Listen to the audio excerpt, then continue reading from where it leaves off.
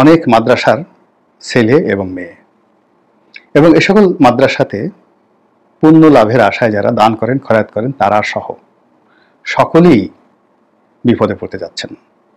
যখন নতুন করে জঙ্গি নাটক সাজানো হবে, যখন নতুন করে ইসলামিক টেরোরিস্টদের তালিকা তৈরি করে একটি সেই 9/11 ওসামা বিন লাদেনের সেই ট্র্যাজেডি ঘটানোর চেষ্টা চালানো হবে, যখন মোল্লা ওমরকে বধ করার জন্য মার্কিন সৈন্য আফগানিস্তানে এসেছিল, তার চেয়েও মারাত্মক কিছু হবে।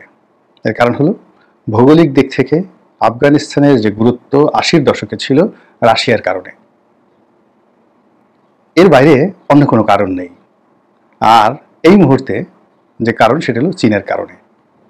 কিন্তু বাংলাদেশের যে গুরুত্ব 80-র দশকে আফগানিস্তানে যে গুরুত্ব ছিল, তারপর ইরাকের যে গুরুত্ব ছিল, লিবিয়ার যে গুরুত্ব ছিল, তার চাইতে এই মুহূর্তে 2025 সনে বাংলাদেশের গুরুত্ব পশ্চিমাদের কাছে অনেক অনেক বেশি।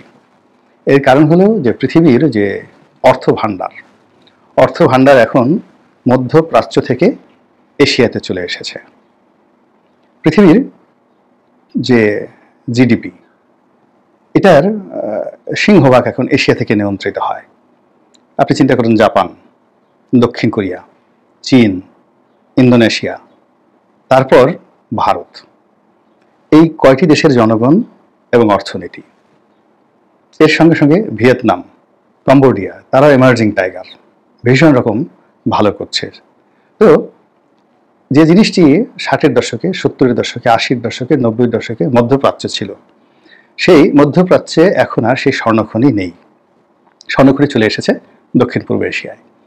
আর এই দক্ষিণ পূর্ব এশিয়ার মধ্যে সবচেয়ে দুর্বল এবং সবচেয়ে যাকে বলা হয় বিশৃঙ্খলাপূর্ণ এবং পশ্চিমাদের নাক গলানোর জন্য বা একটা নাটক তৈরির জন্য উর্বর ভূমি হলো এই সুবে বাংলা, এই বাংলাদেশ।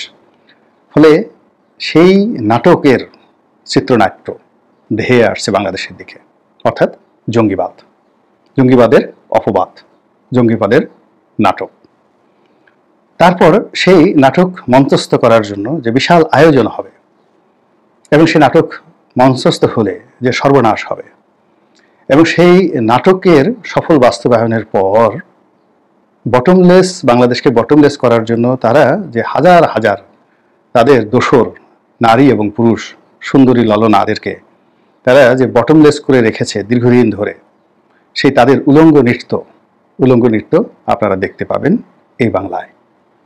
এখন কেবলমাত্র যদি জনগণ জেগে ওঠে, বিপ্লব জেগে ওঠে, জনগণ এই সমস্যাগুলো বুঝতে পারে এবং বুঝতে পেরে নিজেদের মধ্যে যে বিরোধগুলো রয়েছে, ছোটখাটো বিরোধ, এগুলো নিষ্পত্তি করে জাতিগতভাবে ঐক্যবদ্ধ হতে পারে, কেবল সেক্ষেত্রেই পশ্চিমাদের যে চক্রান্ত, ভারতের চক্রান্ত, বিদেশি রাষ্ট্রের চক্রান্ত আমরা মোকাবেলা করতে পারব। অন্যথায় রীতিমতো ডিজাস্টার, মহাদুর্যোগ।